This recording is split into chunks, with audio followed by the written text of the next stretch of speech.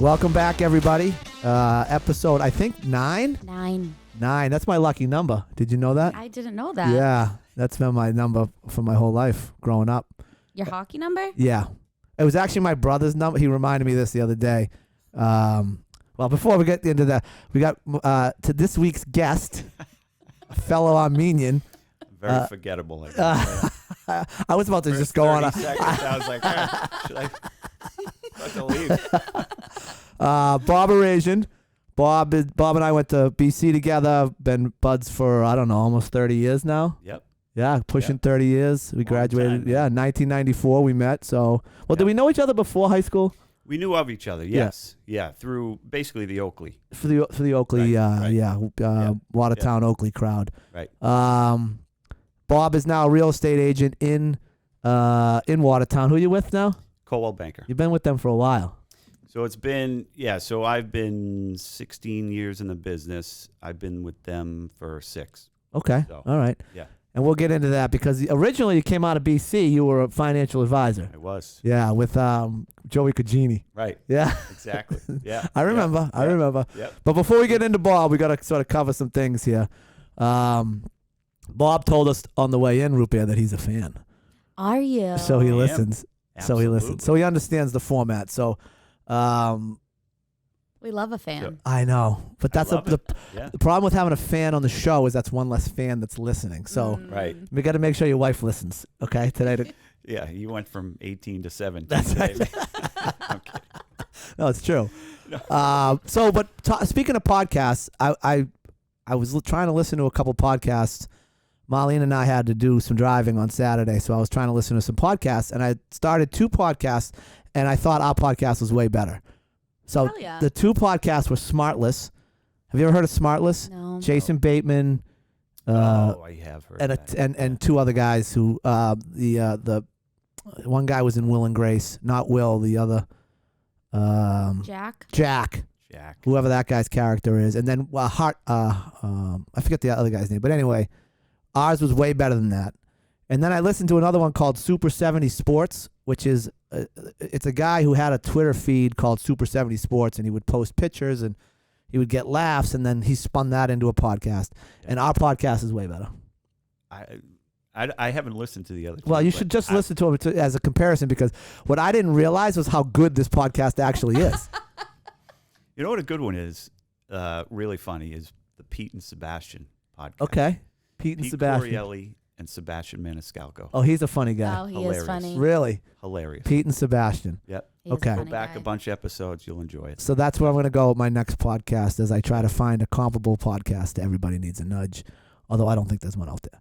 Doesn't exist. A couple things that I've noticed about myself. That one thing I'm not really liking. I'm not a big fan of the grown man with a backpack. And I've been carrying a backpack lately. I can't. I don't think it's the right look for a grown man to use a backpack. How you feel about that, Bob? I would agree. Yeah. I the only time I've ever done that was at when I went to Disney World with my kids for the first time. When you're not a man, you're not a man at Disney World. You're like a Sherpa When you are carrying shit. a completely stripped down human. Yeah. Not good. No, It's not a good look. I mean, I would. so you don't carry I a don't. backpack now, I don't. I have one for travel, okay? but I don't strap it. Are you going I on go- One shoulder? I go one shoulder. one shoulder? Yeah. But see, I Bob's can't- like super cool. Like just look at his whole outfit's so tight right now. On point. Right, totally. On point, head to toe. Well, yeah, I'm a fan. I knew the couches were blue. I wanted to work off it. Well, you got a background in clothing too, right? I mean, your father had the store for years, and your brother has it now. Your father and your brother have it, so we'll get into that too. But that was one thing I noticed. The other thing I noticed, which has been a significant change, I dress nicer for golf than I do for regular day stuff, like meetings and stuff. I dress better to go play golf. I dress in better clothing to go play golf. Isn't that crazy? It is, but the golf attire at this point is really nice, Yeah. and it's got and clothing in general has gotten much more better. casual. Yeah. So, work attire is casual now, but the golf clothes are amazing. Yeah. and I feel like it's almost more formal. They're interchangeable. Yeah. They are. Yeah. So those are the two things I noticed, and I have to admit that I have been carrying the backpack because I bring my workout clothes in. I know, and that's. But you look like a coach. I've thought like when you leave the office, you have a baseball cap on, you throw it over. You look like you're like going to practice. Or a 14-year-old boy who's just walking out of school. Or a college kid. Or a college kid leaving to go to his chemistry class. And I'm a 47-year-old man. Right? Right. I don't know. I just never saw my father carrying a backpack around. I never saw my father hitch on the old backpack. I don't even know if I had a backpack in college. You definitely did. I think you did. Yeah, I think you one arm slung it. That's what I. Yeah. That's A couple of girls on the other arm. a couple. So I'm gonna get in. So it was funny when I don't really sit down and prepare for the podcast. So it's just like things come to me, I write them down, and then. But I was this week when I was thinking about Bob's coming on. I was thinking about the times we used to go over to the store. Eastern Clothing was his father's shop. It's now John and his dad's, both John, right? Yes. Both John. It's a back then it was essentially suits. Yes. It's probably a little bit broadened the horizon now. Casual, yes. But if you needed a suit, you went over to Eastern Clothing. But I used to go over there because Bob in college would work there, and I used to go over there like on a Saturday to hang out, whatever, spend a couple hours. But I used to love reading the Armenian phone book, because the names in there were incredible. So I would sit there and read these names out of the phone book, and we'd just laugh like it's a game. It's like a game. Peter Patapanian, like they had incredible names. Yeah. But as I'm thinking about this, something pops up on my phone, and it's an incredible story about an Armenian guy, and I'll get into it. But it got me thinking about how all of a sudden, like a story about an Armenian guy pops up on my phone after I'm thinking about Armenian names. Yeah. Dude. That's either technology in some way is messing with, how people say like you're thinking about somewhere, you have a conversation, then on your phone all of a sudden you see an ad. So conversation I can understand, but like that might just be crazy coincidence. That's got to be a crazy coincidence, right? They're not reading my brainwaves at this point, are they? No. Maybe. Okay. No, he says or no. Maybe they're in your camera. No. And they saw this whole the phone AI book. thing is Yeah, it's crazy. It's crazy. It's crazy. So, but here's the story about this guy, and I did a little research on him. So an Italian, an Armenian swimmer.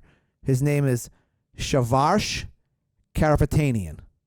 Shavarsh Karapetanian. And the reason it came up on my phone was because they were telling a story. He was a very accomplished swimmer, and they were telling a story about this guy, how he was out for a run, like a 20-mile run, and at the end of the 20-mile run, he sees a trolley bus crash into a reservoir.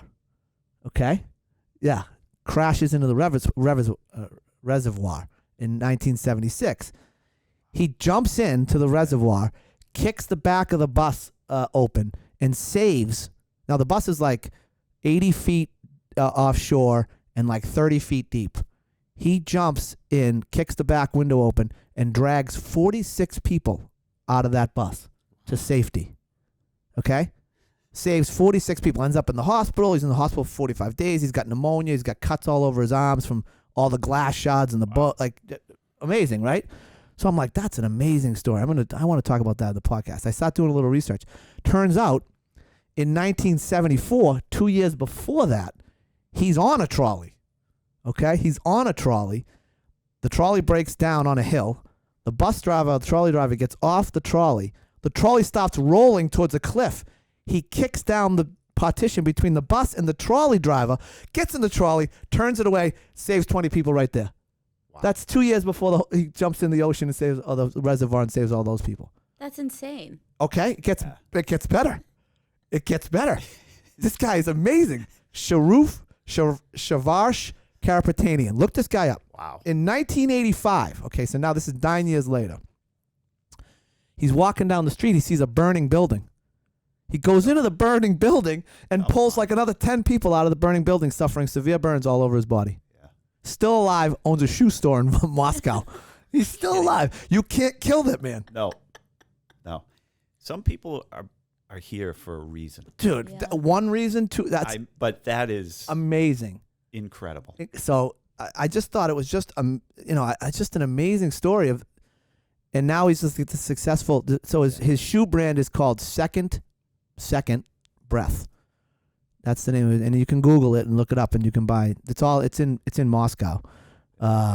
Did he name it that after he saved all those? So people? I think it was after. Yeah, I think it was after he started it. After it looks like it's like a secondary market for like Adidas or whatever. Wow, it's amazing, right? I always wonder how I would react if I was in that circumstance situation. Yeah, and I don't know. Nobody I'd like knows. to think I would, but to have that happen 3 times. 3 times. Like I think that. So I think that taking those 3, the one on the bus at the beginning, the first one, 1974, the first time he saved like 20 plus people. That I think the knee jerk reaction would be to get to that steering wheel and right. stop the car, right? Press the brake, and that I think would be visceral. Jumping into the water, I don't think is. That's a tough one. Yeah. I mean, I'm not a great swimmer to begin with. There you go. Right?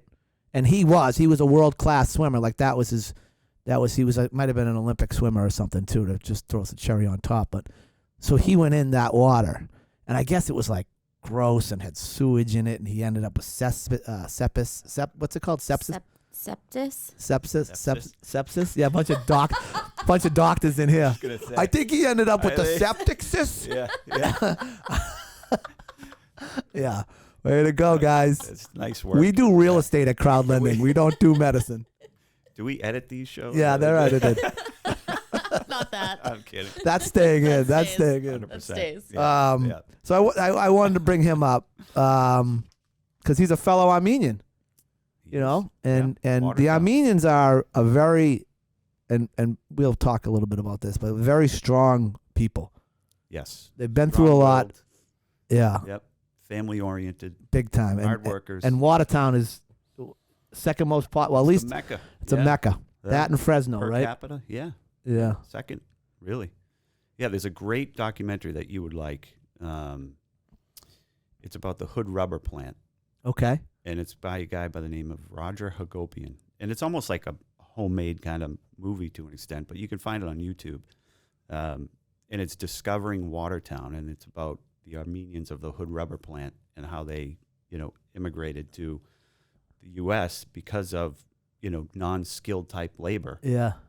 And that's kind of how they, figured out where and once one went, they all went. They all followed. Yeah. And that's why Worcester at one point was really heavily populated because of like the mills and the unskilled labor that they needed, and those companies were excited because they were paying these people cheap. Yeah.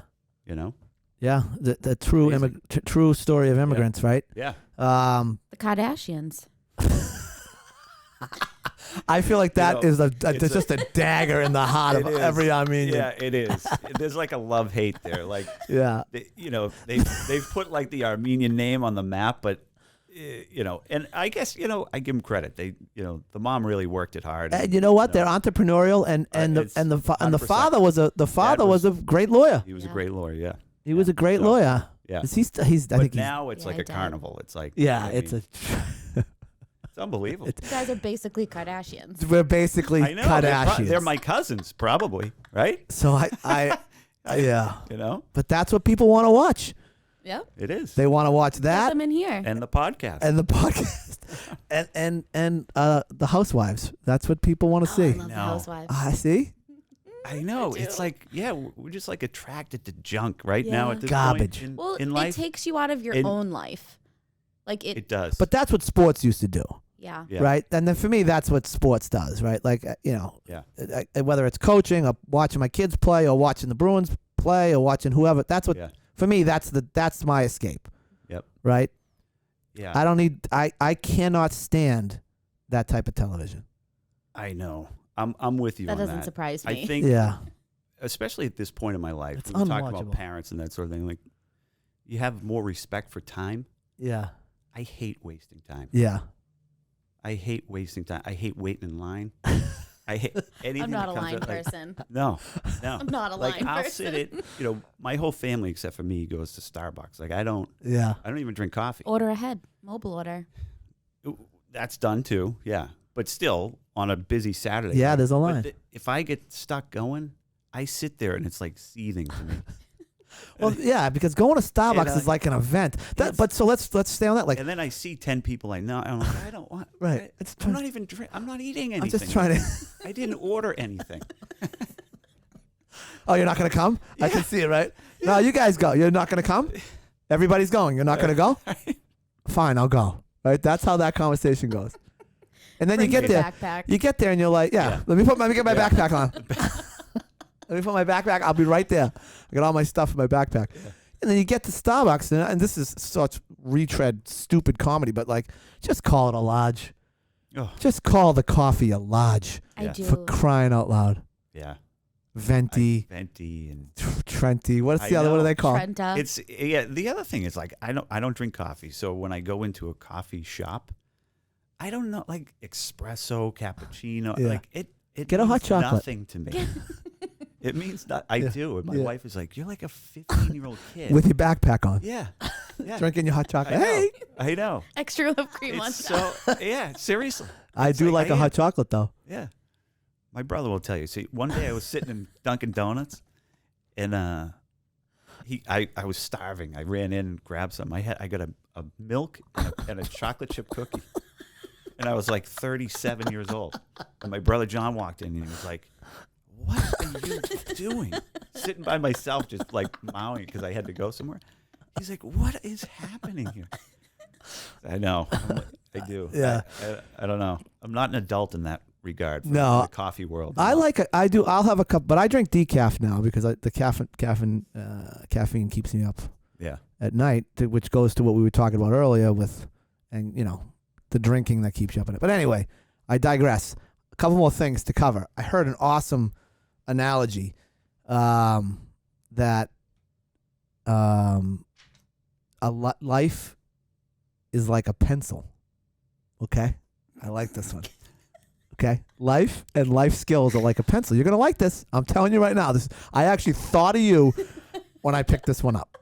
Okay, so first, it needs to be sharpened, right? So you're always got to be sharpening your skills and getting education and learning things, right? Yep. Needs to be sharpened. It has an eraser so you can fix your mistakes, right? You can go back and fix your mistakes. Mistakes aren't permanent. You can go back. You can do what you got to do to fix your mistakes. All of your words leave a mark, right? Pencil, write it down, leave a mark. This is my favorite one. It's inside what matters. Aww. I knew you'd like that. That's a good one. All right, I knew she'd like that fourth one, right? But it's inside what matters. It is. Yeah, so you think about 100%. it. Think about now. I'm holding a pencil here, but this is a click pencil, right? It's not so I can't sharpen it, but that's the same as sharpening it, right? Got my eraser. Same thing. Yeah, and life is. It's what's inside that matters. It's what's inside that matters. The important stuff. I know. Yeah. I knew you'd eat that up. That was like right up your alley. Yeah. I knew it. I was like, she's gonna love this one. I want to. So I want to ask you, Phil. How's the roommate? How's the roommate situation? He's moving out. Well, that's good. No, it's a good thing. Yeah. So she's. No. Yes. You know this, right? Yes. Is it Johnny Cops? Yeah, Johnny Cops. Right. Oh my God, it's amazing. Listen, I told you, I've been listening. Johnny Cops. But yes, so there's another person. Yeah, his best friend. His best friend. His best friend. Okay, and he's moving on out. Josh is his Really? name. Zach. Josh. I'm on the show. I run the show, and I don't even know his name. What's that tell you? Is that get two names that were more opposite? It's Josh, right? Amazing. Oh my God. I'm sorry, Zach, if you're listening. All right. One last little. The other thing I do along the way here is I like to pick up some quotes. So, a couple quotes that I picked up. One is, and this goes back to coaching, play is training for the unexpected. So I like that, right? So if you're thinking about it as a coach, right, they want you to run through all these drills, right? Drills. First of all, I don't like the word drill, right? It makes it feel like you're hammering the kid over the head, right? But play, so set up your practices like they're games. Play different games. Yeah. Because the unexpected happens. Puck bounces over here, the ball goes over there, rebound goes that way, right? So I like that one. This is the only one I love. This one. So the Navy SEALs have one that says discipline creates freedom. So discipline creates freedom, and then Mike Tyson had a good one. This is one I really love. Wow. Discipline is doing what you hate to do, but doing it like you love it. Mm-hmm. That's a good quote. That is a good quote. Yeah. Discipline is doing what you hate to do, but doing it like you love it. Yeah. Makes me want to climb a mountain. Right? That's what makes a difference. Well, right? I'll tell you, when I'm on that tonal in there working out, that's what I'm thinking about. Because I got to tell you, I hate it. I've been lifting, though. I've been lifting weights lately. I know. Yeah. I know. I saw you walking Yeah. around the other day. Yeah, I look know good, you're didn't big I? on the elliptical, right? Yeah. That's Like your you were in thing. pain Yeah. a little Yeah. bit. Yeah, I did a lot of squats on this thing. I don't know if quads were burning, but Marlene said I look good. Yeah. That's what matters. That's There you right. go. That's what matters. She wanted to know. She said I was a little check. round around the middle, but I'm like, can we focus on the good here? Can we just focus on the good? Yeah. All right. Well, that's enough out of me here. Let's talk a little bit about my friend Bob Airasian. So my favorite part, one of my favorite things is that I'm going to get to learn some things about you that I don't know. And we've been friends for 30 Most years. likely. So this is going to be very exciting for me. I'm very excited. And we're going to play this. We have our reunion coming up, our 25 year reunion. We're going to play this at the restaurant, at Guy Fieri's. Love it. That'd be amazing. No one will be talking. They'll all be listening. They'll all be Oh, listening. wow. Wow. Ooh, Edge of their I seat. really That like about that Bob. quote. Yeah. Imagine seeing a nudge with a backpack.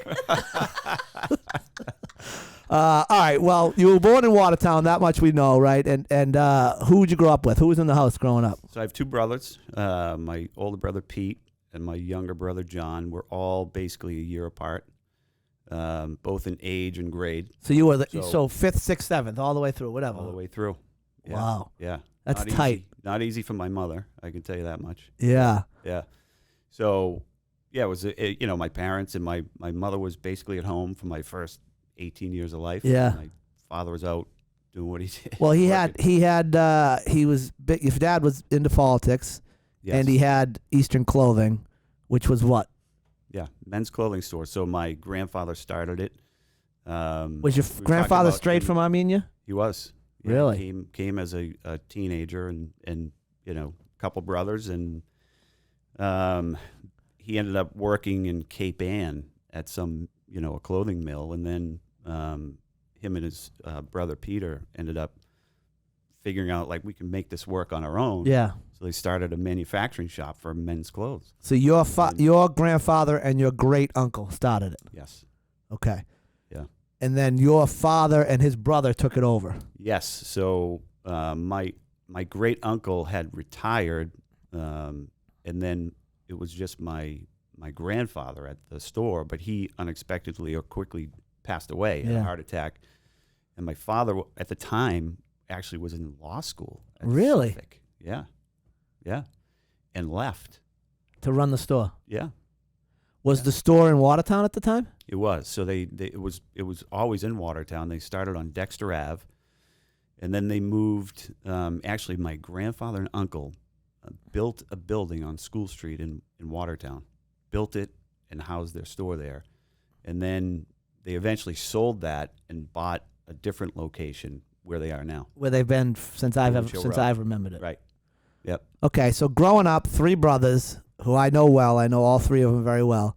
I'll ask the question. I know the answer, but sports were obviously a big part of what you guys did. Yeah, we played everything. I mean, I wouldn't say any of us were terrific athletes. But the house was filled with male-dominated activities. I mean, Yeah. there was, and my poor mother, there was a lot of high fives and handshakes, Yeah. but there wasn't, a lot of hugs and tears. Right. Well, there was tears when There you was were tears, punching but each other in the It was face. tears of pain, Right. not emotion. Pushing each other downstairs. Not emotion. Exactly. Yeah. Yeah. So that it was, yeah. So we were active, no question. Yeah. I mean, we played everything up until high school, and then, I played basketball and baseball, a few years of both in high school, but I was like an average athlete. I wasn't anything good, and I didn't spend enough time. I was better at the social scene, that like piece of high like school. that's an incredible skill. I was Right. I was really good at socializing. I was better. Yeah, at, the party scene. I was like out. yeah. I mean, I was a Division I partier. Right. I mean, colleges were looking at me all over the place till I blew my knee out coming down those stairs that night. Right. Exactly. So, Injured. so did you have any? Were there any influences on your life coming up through the middle school, academically, sports wise? Yeah, I think more so in high school. I had a really good teacher, Mr. McDermott. He was my Spanish teacher, but he was the type of teacher like he was just on our level. Yeah. And was he young, old? Well, at the time, yeah, he was probably in his 40s. Okay. Single guy, no family. So he really, the kids that he was teaching, he treated them as his own family. Yeah. So we would go there all the time, before school, after school. Go to his house? No. Oh, His classroom. Jesus. His classroom. His classroom. But he really had a lot of impact on me outside of my own house. No question. Just the relationship I had with him. I think, he just had this real softness about him. Yeah. Which was helpful for me just because in my house it was like, there wasn't a lot of softness. There wasn't soft. And I don't want to say that, but it was, my mother was very soft with us. My dad was working all the time. Yeah. So in a way it was a nice outlet for me. Yeah. To have someone there as like a sounding board, just as you prepare for college and start to focus on, life after high school. Because a lot of my friends from high school, some of them didn't go to college and, went different paths and that sort of thing. So. But you have a pretty. And he was a BC guy. Oh, really? So that's kind of where my, beginnings of, even though my dad went there. Yeah. That was where I really started to focus on Boston College. Boston College, and took a liking to it. Yeah. When did you start working at the store? So, I mean, we worked on and off in at various times, high school and that sort of thing. It wasn't really until after college where I was there full time. Yep. And at the time it was my brother Pete was there because he was a year older than me. So he was there. My uncle Paul was there. Yeah, I know Paul. And then my dad was there. So a lot of testosterone, a lot of Airasian, history, male, and personalities in the same building. So I was there for almost about a year, and I went to school, I went to college, I got a finance degree. So all along I'm like, I kind of feel like I want to try something else before I commit myself to the, family business, so to speak. Yeah. So, and I always wanted to have a good relationship with my brothers and my father, and my father and uncle. It was they spent a lot of time together. Yeah. So it's hard running a small business with family. Yep. And there was definitely points of, contention and frustration and, and that had an impact on their relationship for a good amount of years. And I didn't want that. Yeah, well, so that's a nudge for me. Yeah, so there you go. That's what I was going to say. What an incredible nudge. Watching that as you're growing up. 100%. Maybe they're not as friendly as they should be at a family party, or maybe they've had enough of seeing each other because they've been together all week. Very good at getting along outside of work. Yeah. And it's not to say it was completely contentious and the days were filled with fighting. That's not it.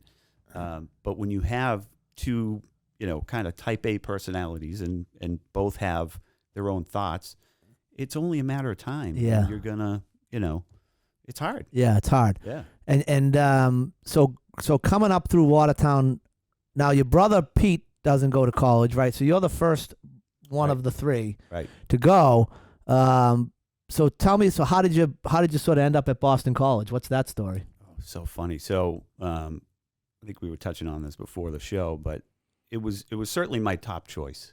And I was fortunate because my dad was alumni. Yeah. And my uncle Peter, who was a terrific guy, was a professor there. Oh, he was? Taught in the School of Education for 30 years. I didn't know that. Yeah. Yep. Huh. See, learn something new every day. Yeah. Come on the podcast. Come on the podcast. Let me get to know you. Yeah. I didn't know that. So was his background in education? Yes. Yeah. So he was a Harvard guy, University of Chicago, and a professor at Boston College. Yeah. Wow. He was no joke, man. That's the real deal. It's the real deal. Yeah. Authored a few books, like really. Wow. Yeah. Wow. Yeah. So anyway, yeah. So that, I don't know where we were. Talking about how you ended up at Boston College. Yeah. So that, that was my first choice. Yeah. I was a good student in high school. I wasn't like top 15, top 20, but I was fairly close. Yeah. So I applied. I was all over the place. I applied to Bentley. I applied to St. Michael's. I applied to, my cousin actually was down at the University of South Carolina. I went to visit him. I got in there. And if I didn't go to BC or get in, I was going to South Carolina. You were? Yeah. It would have changed. Your whole life would have been different. I know. Totally different. Yeah. So I was fortunate enough to get, accepted, and it was a no-brainer for me. Yeah. It just really was. I mean, the one thing, I always thought like maybe I should be out of state or get away from, home in Watertown, but I couldn't pass up. I wouldn't have passed up going to Boston College at the time. I mean, yeah, and so wouldn't have made sense. People, I always had that same sort of question in my head, like, should I have gone out of state? Should I have gone further away? But I always felt like when I went to BC, it was another world. Totally. It didn't matter. It didn't matter whether you lived in Watertown, which is literally, BC's 8 seconds from home. 8 minutes away. Yeah, and and for me in Hanover, let's say it's 45 minutes with some traffic, but you felt like you were in another world. You felt like you were in another country. You weren't going home every night to do your laundry or anything like that. I never went home outside of breaks. Never. I didn't really want to, because you get consumed by that life, and that's kind of what I wanted to experience. And it felt like I was, in another state. Yeah. It really did, because and especially back then, because there was no cell phones or anything. I know. You were disconnected. I think we had cell phones towards the end, right? I feel like I had a cell phone towards the end. It was just coming. They were like the big brick Motorola. I do remember. Yeah. I do remember getting my first email, which I think was senior year in college. Yeah. Yeah, I remember going down to the library to get it. Right. You had to go to the computer room. That's right. Like we're not aging ourselves. I had to go to the 25th reunion. Yeah. Just started. I'm 47. Okay, stop doing the math out there. I'm 47 years old. I think that's something to be jealous of, being disconnected. We don't have the opportunity anymore. 100%. Yeah. 100%. We're in a world, actually a good quote that, or I don't know who said it, but I saw it online somewhere.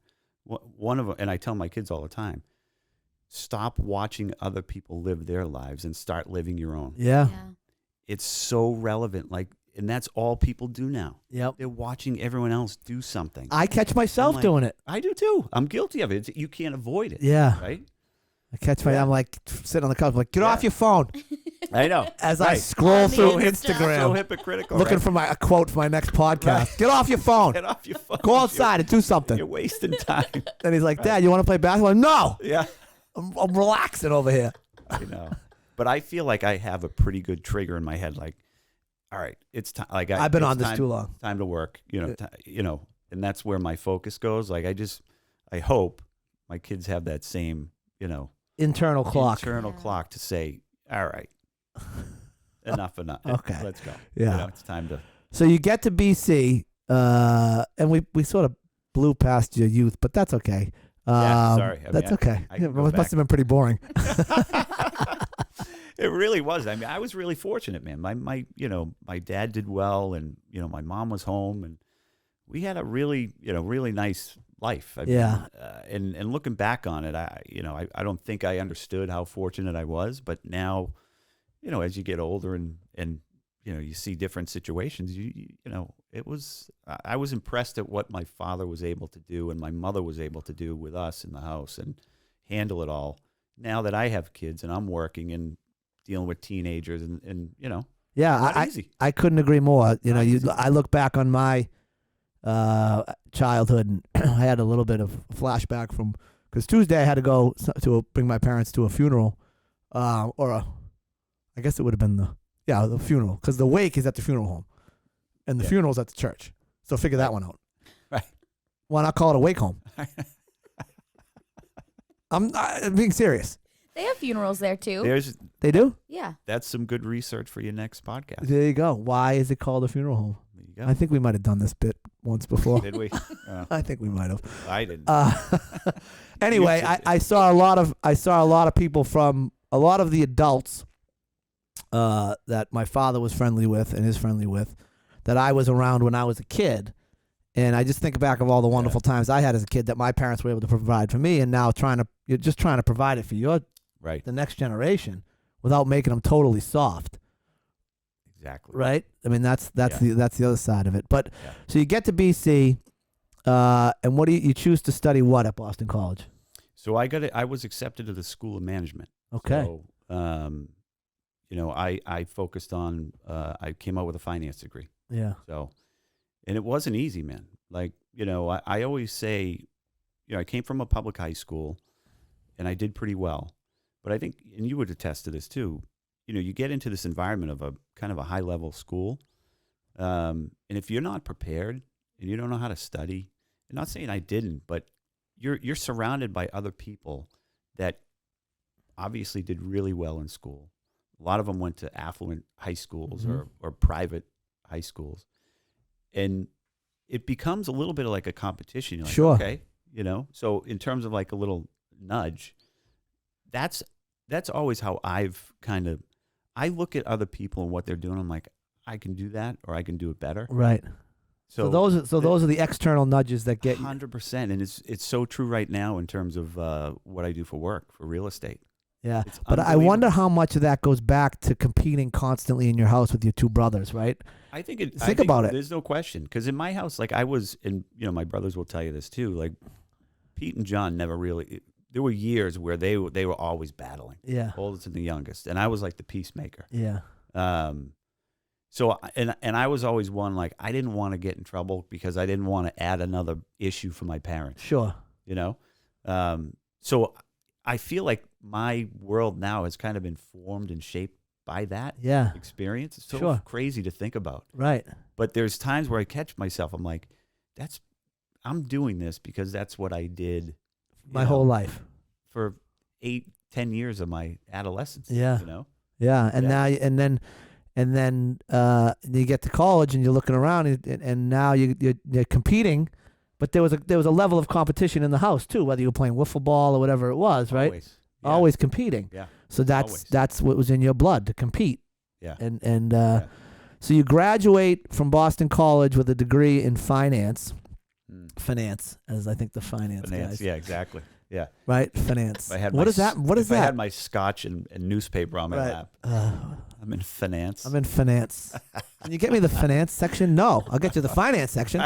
Happy to bring that over to you. You jerk. Right? I mean, come on. What are we talking about here, people? What are we doing? Yeah. What are we doing? Yeah. How many people from New York are gonna tell me they're in finance next weekend? A lot. It's gonna be amazing. I'm gonna laugh every time. You're gonna laugh. And now I am too. That's right. And now we're screwed. And we'll keep a count. Because this is what happens. Now I know. We go to these things. We have these. Someone's gonna say something. We're gonna start laughing. Everyone's gonna think we're assholes, and they're gonna walk away and not talk to us. Yeah. That's what happens. Yeah. And we're like, no, it's it's very funny. Good at ruining things. Our crew. Kidding. So do you? But you don't go right into the finance world out of Boston College. No, so as I was saying, so my father wanted me to work for him. He did. Yep. So that's what I did. I went to work with him, and like I said, that's where I maybe left off, where there was a lot of personalities there, and I was wasn't really excited to just make that my last stop. Yeah. I'm a 21-year-old kid. I just spent 4 years of getting a finance degree. And in my head, I was like, you know what? I'm fortunate because if I don't make it, my dad is not going to not let me back in. Right. But I had a talk with him about 8 months in. And I said, listen, Dad, I think, I'm going to go try and do something else. And it was a tough conversation. Was it really? It really was. He did not want me to leave. He was disappointed that you were leaving. He was a little disappointed, and in my house, like that was one thing. Like I never wanted to disappoint my dad. Yeah. And it was hard. Yeah. It was like my first adult decision that he didn't he wasn't on board with. Yeah. So, but he was totally understanding of the situation. And because I told him, I said, listen, it doesn't mean I'm gone forever. I'm just going to go try it out. I want to see what else I can do. Yeah. And amazingly, and I knew like my brother John was coming behind me, and you had air cover. Yeah, there's plenty of Airasians there was around. plenty of help there at the time, so I didn't feel like I was totally abandoning the scenario. Yeah. So I felt that it was the right time to look, and I had through a friend of a friend at American Express to come for an interview, and so I went through that process, and that's how I started as a financial advisor. I took the tests and passed them, and here I am. But you didn't. Yeah. If my memory serves me, you never went and worked at in a sweatshop answering phones, like the Fidelity route or any of those. No. So I will tell you. So American Express Financial Advisors, which was in Charlestown at the Navy Yard. Yeah. Former resident. I am. Right? Yep. Yeah. No big deal. No big deal. Yeah, exactly. Yeah. You lived in the Navy Yard? No, I didn't live in the Navy Yard. I lived up on the hill. Oh. Yeah. Okay. Bunker Yeah, Hill? exactly. Yeah, by the monument. Yeah. Mount Vernon I Street. got some family up He there. was- Oh, yeah. He was overlooking everybody. Yeah. Yeah. I was looking down on the Looking regular down. people. Yeah, exactly. Exactly. But no, so American Express Financial Advisors was like, it was like boiler room. It was. It was, man. And it wasn't, by no means am I saying it was like Wall Street. Right. It wasn't that intense. But I will tell you, and that was still when, phone calls, we would have phone banks twice a week at night. And then on Saturdays, I'd have to go in and make calls. You did? They'd give us like boxes of just old note cards with people's names and numbers on them, and we would just have to call. So we were making like 500 calls a week, 100 calls a day. So it was that we had, these educational training times where we would go through like all these lists and what you say and role play and all this stuff. Like, really? It was. So. And you're just trying to build a book of business, just trying to get a couple clients. And honestly, I'm there surrounded with other like 20, 21, 22-year-old kids, and nobody knows what they're doing. Honestly, I mean, nobody knows. Yeah. There's people there with finance degrees, English degree. I mean, it didn't matter. Because in that world, it was like a numbers game. Like the managers would bring in, a certain amount of people, and they would know that only, 10% of them are going to stick. Right. And, and so it wasn't hard to get the job, but it was really hard to keep it. Sure. So it was one of those things. So, I ended up doing okay. It was hard. It was sort of goes back to that compete thing, right? Now you're sitting in a room. You're sitting in a room. Yeah, exactly. So trying to close deals. You don't want the guy next to you closing a deal before you. I look back at it. We used to call these people that we did not know. I was up in Lawrence and Haverhill and down in Seekonk. I mean, I'm honestly like there was no rhyme or reason to it. But we would call and set an appointment and walk into these people's living room and go through this spiel, and I'd leave with, like a $1,500 check for me to put a financial plan together for these people. Yeah. And I'm like, I'm 22 years old. Like, I don't know. So in a way, I look back and talk about like shaping me as someone who would, in the sales world. Yeah. That was so, like on the job training, it was unreal. Wow. Unbelievable. Like no one can train you to do it. Like you just that's a tough sell. And you figure it out. Yeah. You just figure out how what you like and what your style is. Did you enjoy that? That sounds dreadful to me. I really didn't. No, I didn't.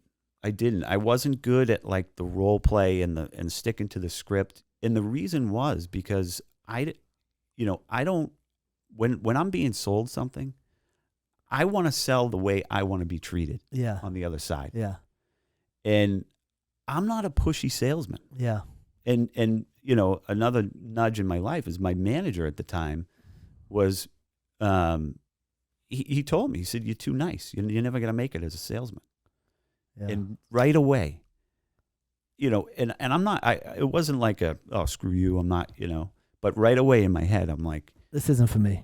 no. I was like, I'm going to prove this guy wrong. Oh, there you go. I like Whether that. it's in this job or another, I know I can sell, and to me, it wasn't selling. It was more like from a service standpoint. Right.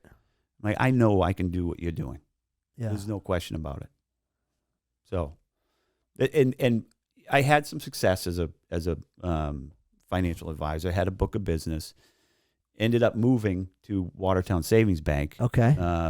They opened up an investment division, and they basically recruited me. How did they know who you were? Right.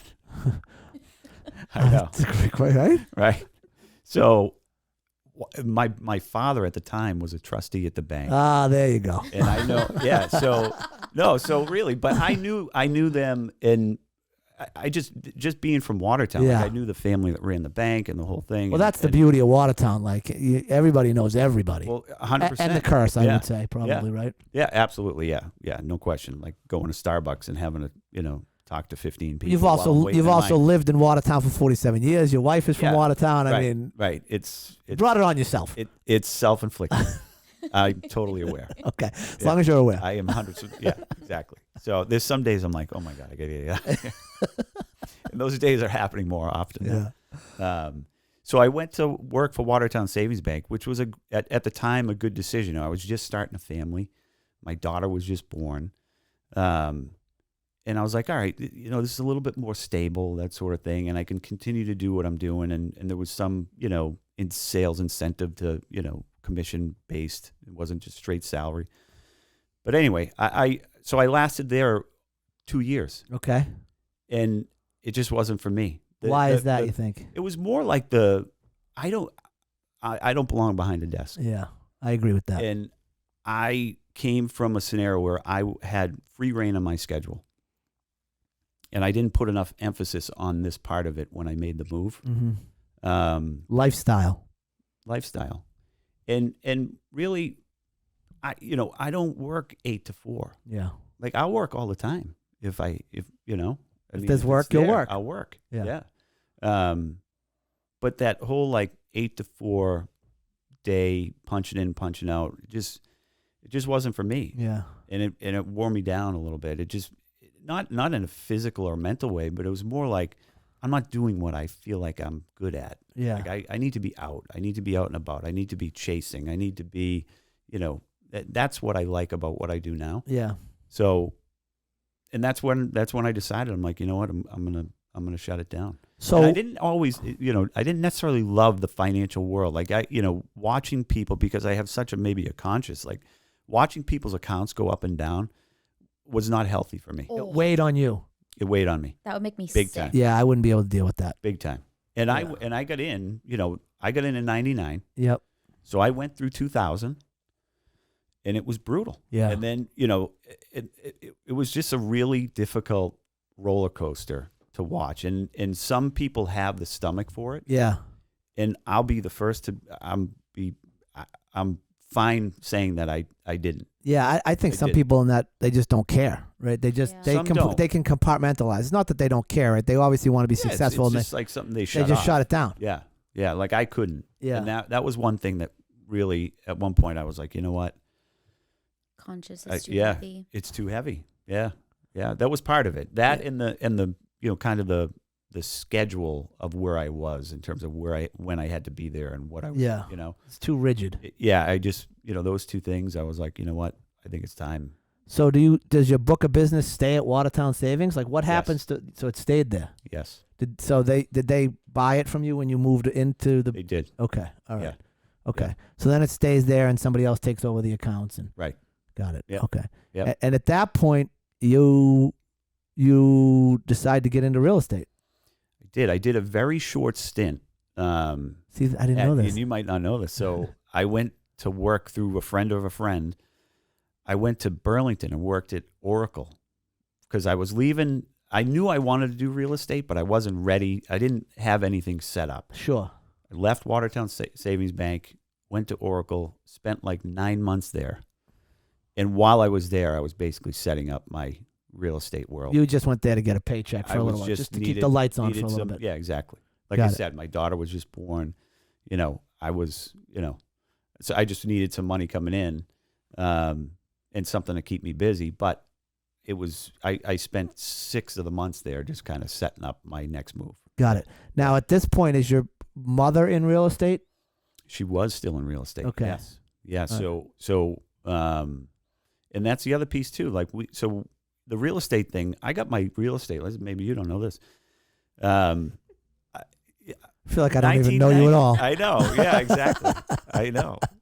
But that's good about relationships. Like, I don't want to spill everything. So maybe we might not talk for about 30 years after we do this podcast. Oh, Bob, get him out of here. I know everything about that guy. Yeah, we'll catch up in another 25. So yeah, my mother was still in real estate, and real estate was always part of my family's, scenario and talking points, and we owned and bought and that sort of thing. So yeah. I always knew it. But in 98, while I was studying for these exams, in that summer, I went to work for my father in the fall of 1998. In that summer, I got my real estate license. Okay. And I was renting apartments in Brighton. Yep. I did that 95, 96. So after my freshman and sophomore year, yeah, I rented apartments, and I had got my license and rented apartments in Brighton. Right.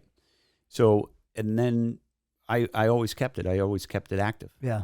So I'd renew it and the whole thing. So I was pretty much ready to go, and I knew it was another one of those situations where, like, my mother was in the business. I knew a lot of people who were in the business, and I said to myself, I'm like, and again, I'm not patting myself on the back, but I watch how other people act and what they do, and I'm pretty sure I can do this. Yeah.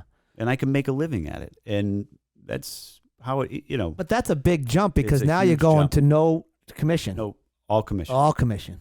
100% commission. Wake up on January 1st with zero. My father thought I was crazy. Yeah. And so did my wife, kind of. But so let's talk about you. But your wife has been with you since you guys were in high school, right? Yes. Yeah. High school sweethearts. Oh, yes. We love high school sweethearts. Right. Yeah. High school sweethearts in Watertown. Went to college, moved back to Watertown. Yep. Been there together ever since. the whole way. Yeah, I mean, it was college was college. It was on and off. I would say. I think she would say the same thing. But. Yes, couldn't keep away from. They were always together. They were. It was one of those things. Like I knew there was something certainly there beyond our, at the time, relationship. I knew it was something that I would want to pursue beyond. Right. You wanted to marry her. Yeah, exactly. You knew you wanted to marry her. Yeah, exactly. She was the one. She was it. Total package. The total package. That's it. I do, and honestly, she's unbelievable, by the way. She's a wonderful person. But you go through college and you meet other people and that sort of thing. But she was like the measuring stick. Like nobody. Top dog. That's it. Yeah. There was no one else. And she was your rock, right? She was always there, and you were always there for her. Yeah, absolutely. So wonderful relationship. So now you're gonna go out on your own. You got a new baby. Is Robert born yet at this point? Yes. So my wife was pregnant. Okay. Yeah. So you got a baby girl who's 2 at that point, maybe? Yes, she was 06. So I started. So she's the same as Annabelle, but she's got to be late 06 if she's. She's October. Yeah. Yeah. She's a year younger in school, but same birth year. Yeah. Yeah. Yep. Okay. So yeah, and I just jumped in, and at the time my mother was still practicing, so. The broker who owned this office in Watertown at Realty Executives, he was nice enough. I called him and I said, "Listen, I'm gonna jump into this real estate thing," and I wasn't gonna go into competition with my mother, right? Like I'm not gonna go to another broker in the same area. So I was like, will you have me? He said, "Yeah, absolutely, come in," and that was it. So I started, but as I was having a family, my mother was really helping with the kids, because Kim was working for the most part at that point part-time, but she was going in. Yep. And she had to be in an office. So, so my mother was kind of transitioning out as I was transitioning in. Okay. So did you team up with her at one point? I would, initially, and again, I was fortunate, like the first 3 or 4 calls I got or listings I got were kind of fed through her. Yep. What was the first house you sold? 195, 197 Boylston Street in Watertown. I love it. I love that you know that like that. You see that? Yeah. Real estate people are crazy It's like that. They remember their first deal. Yeah. But it's like someone in a restaurant had their first dollar they made on the wall. But so that was a 2-family? It was a 2-family. Yeah. Yeah. Yeah. And my mother's cousin, Carol Veracki, her husband, it was her husband, Al Veracki. It was his parents' house. Wow. And he was nice enough to give it to me. And he knew I was new in the business. And I love that. it was great. Yeah. I'll never forget it Yeah. to this day. Yeah. I mean, and he knows it too. Yeah, but and that gets you your jump start. that was it. Yeah. I actually had a very good first year in real estate, which was like almost the kiss of death Yeah. because I thought it was going to be easy. Yeah. And I was walking around like, I knew I could do this Yeah. job. I'm You better know? than all you real Yeah. agents. Yeah. Gotcha. How long you been at this, Loretta? Yeah, exactly. 30 Yeah. years? It was my This is a first year, joke. and I was at the Realty Executives Awards banquet Right. in Mohegan. And I'm like, yeah, I mean, No this big will deal. happen next year. But then 2008 hit, Yeah. and Mr. Cool Guy here in real estate didn't do enough marketing, and it was, I'll tell you, 2008, 2009, 2010. It Bleak. wasn't good. Dark. It wasn't good. I had a young family. I had just started this job.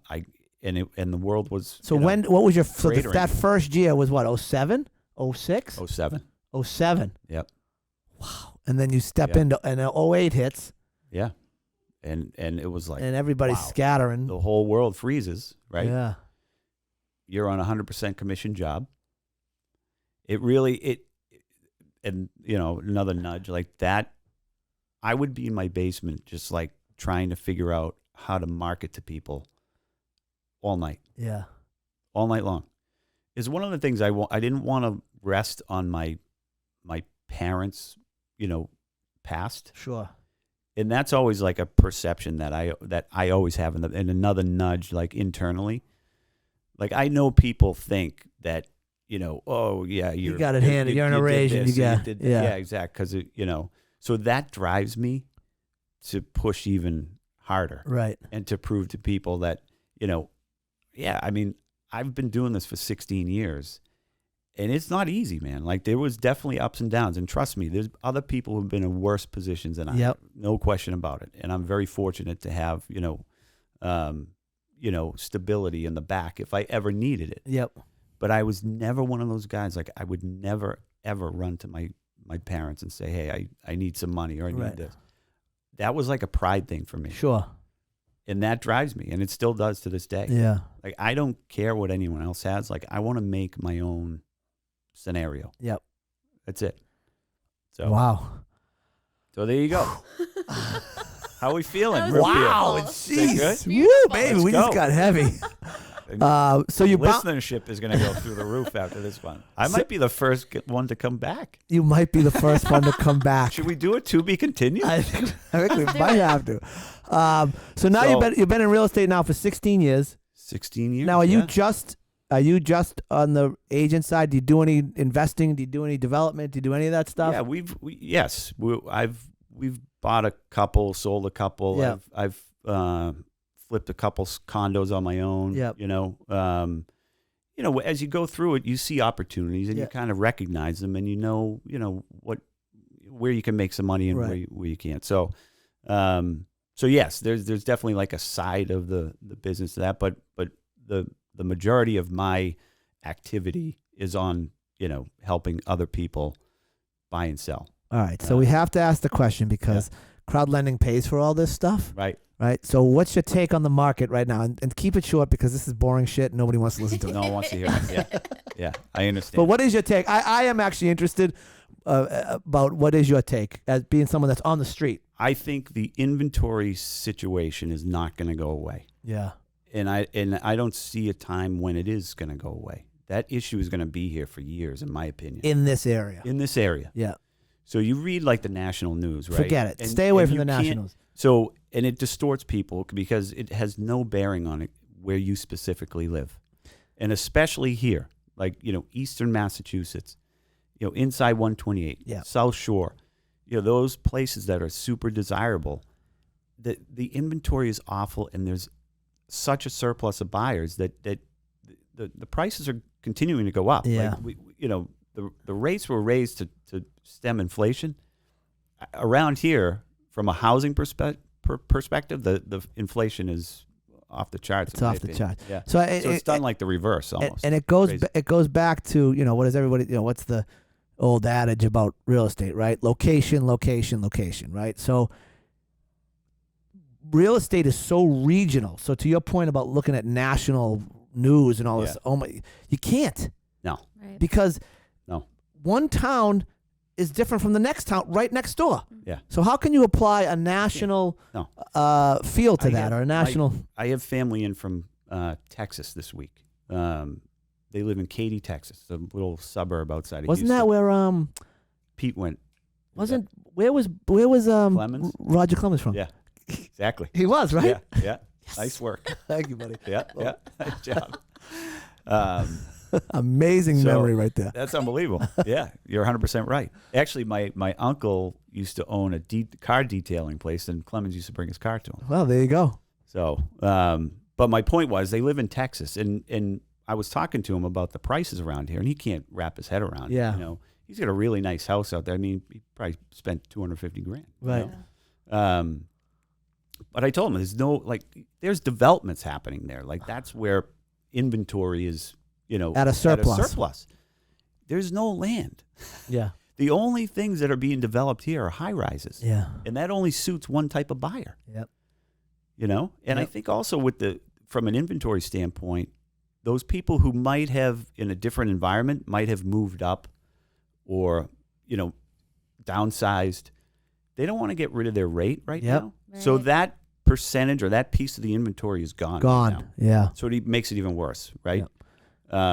I think if the rates do dip again, and maybe they go into the 4s at some point, then you'll start to see that shift again. But, but the rates, I mean, I just got a rate. It was 5.5. They're not bad. Everyone's talking about the rates, and well, what people days at 3% are gone. Right, but what people don't understand is that when the Fed raises the rate, it doesn't really affect the 30-year fixed, right? It doesn't. Right. So anyway, that's the real estate talk for the day. Yeah. All right, out there. We're done. Okay. Right. Okay. Location, location, location. All right. That's all. That's it. That's it. So now you've got 2 kids, one in high school. One in high school, one about to be. About to be in high school. Yeah. 25th year reunion. I know. Where did the time go? Where does it go? That'll be It's fun. so true. But I don't feel like I'm 47. I feel like I'm the same age I was 20 years ago. Right? I really do. I know. I don't not do anything because I'm old or I'm sore or I'm tired. Like I don't. It's not stopping me from doing anything. Yeah. No. Is it stopping you from doing anything? No. I mean, I'm ready to go. Me too.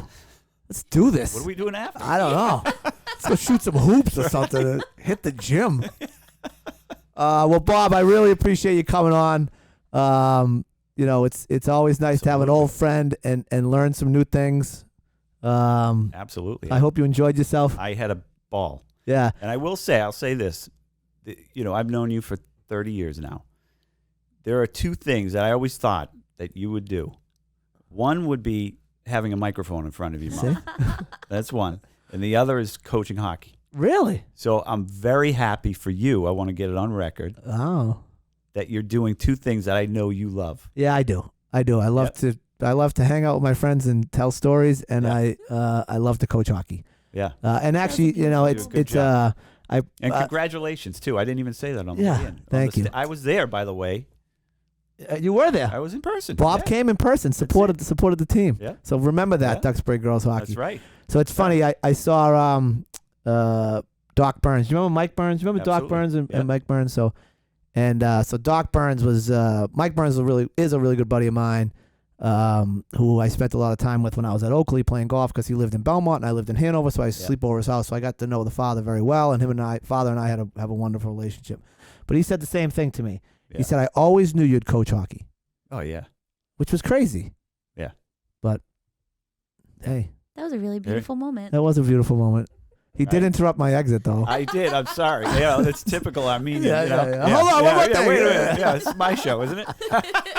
All right. Well, thank you, stuff. Bob. Thank you. Root beer. Appreciate Nice to it. see Yes. you. Yep. Everybody Thanks for needs a having me. nudge. If you have any questions, give me a buzz. We'll see you later.